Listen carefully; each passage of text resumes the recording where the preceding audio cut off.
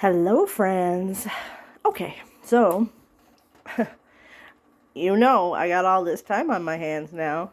And I thought, you know what? I'm going to sit down. I'm going to do some art. And, I've done my yoga. I've walked the dog. So anyway, I made some tea and it's steeping. Anybody who knows me knows that I steep my tea for an ungodly amount of time. I like very strong tea. I like Tetley Bold steeped for at least 10 minutes. I ain't playing. Anyway, so that's doing. Tea is steeping.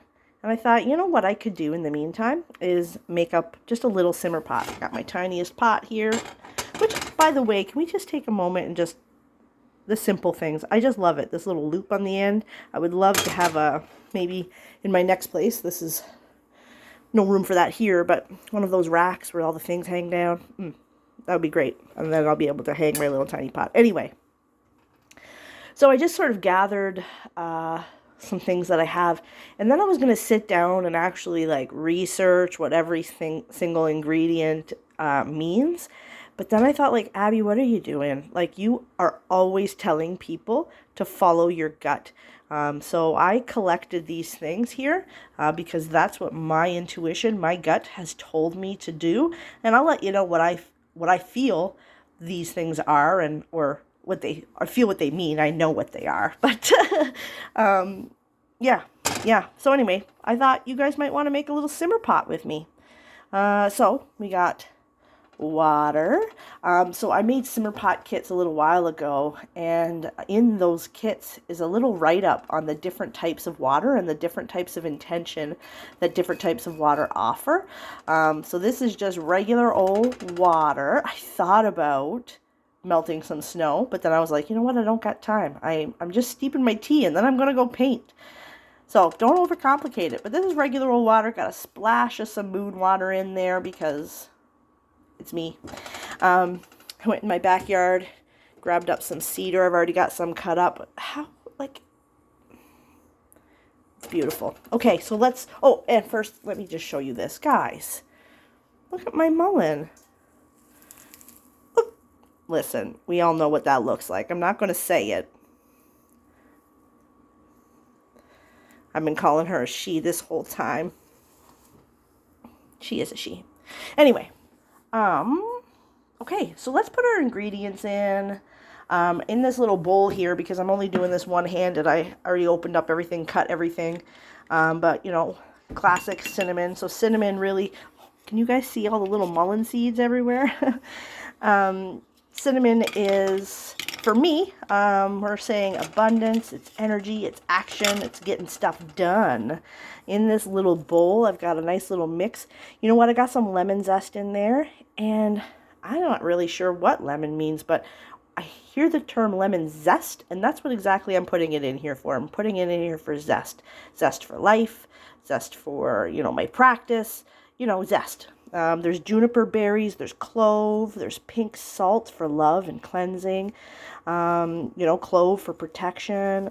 Just beautiful stuff. Is there anything else in here? Oh, peppercorns. There's peppercorns in here. Oh my gosh, so beautiful. This is going to smell so nice. So in those go. Now let's do my cedar. I love cedar. People who know me know that I do have a little bit of a fucking cedar problem. Mind my language, but I do. Cedar is very beautiful, sort of grandmother energy, very nurturing, very protective, but in like the way that a mother protects, do you know what I mean? That kind of jam. I don't have very much oranges. I only have, there's three dehydrated orange slices left, so we'll put those guys in. It's going to smell lovely. Of course, some lavender. Lavender, you know what, that's another good self-love. That's a calming, relaxing kind of thing. Anyway, I also have this apple that I'm awful. I don't eat fruit very often, and then it will sit and get ugly. So I was like, you know what, instead of letting this apple just sit and go to waste and be sad, I'm going to cut it up. I'm going to put it in this simmer pot. Yep. Also, can we just take a note of how cool this is? This 5 points. When you slice an apple like this, it's kind of witchy because it does have those 5 points. Look, looks like a pentagram, right? Bom, bom, bom. as usual, I got an abundance of stuff to put in here. Maybe not enough room. I was like, you know what? I'll just use the small simmer pot. It'll be a small simmer pot. And then I proceed to load it up. Whatever, it is what it is.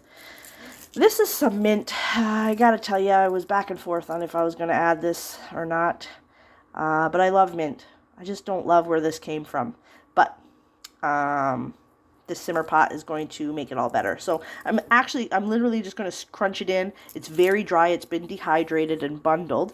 So I can just sort of cut it, but I don't have two hands. So we're going to just scrunch it, scrunch it, scrunch it.